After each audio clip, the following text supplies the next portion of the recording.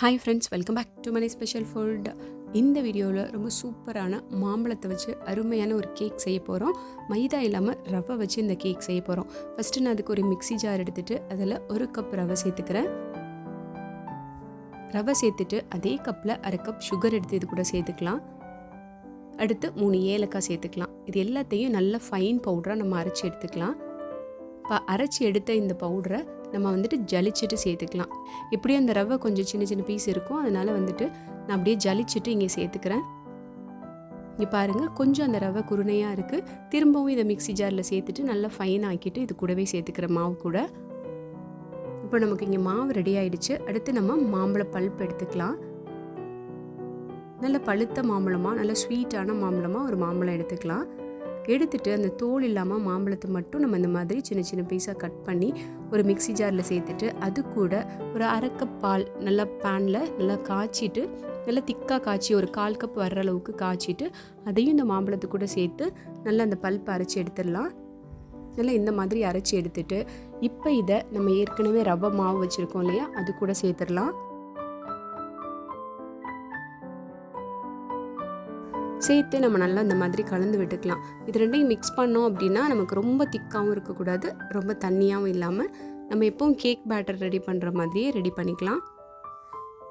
அந்த மாம்பழம், ஒரு மாம்பழத்துக்கு கூட ஒரு 1/4 டம்ளர் பால் சேர்த்து பேஸ்ட்டாக அடித்து எடுத்தோன்னா போதும், கரெக்டாக இருக்கும் 1 கப் ரவை மாவுக்கு.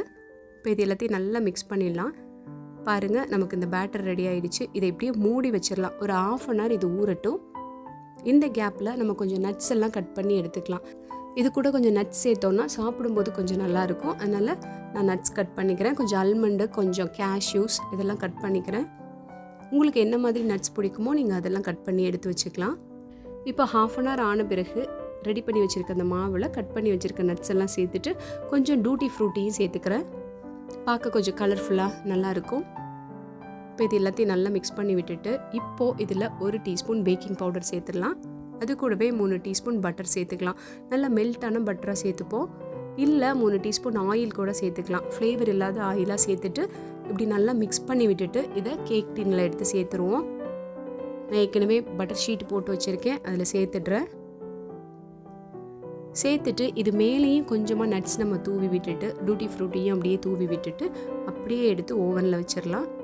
இட்லி பாத்திரத்தில் வச்சு நம்ம எப்பவும் வேக வைக்கிற மாதிரி கூட வேக வச்சுக்கலாம். நான் இங்கே ஓவன் ஏற்கனவே ப்ரீ ஹீட் பண்ணி வச்சுருக்கேன். இப்போ அதில் எடுத்து வச்சிடுறேன். பேக் ஆன பிறகு நம்ம எடுத்துடலாம்.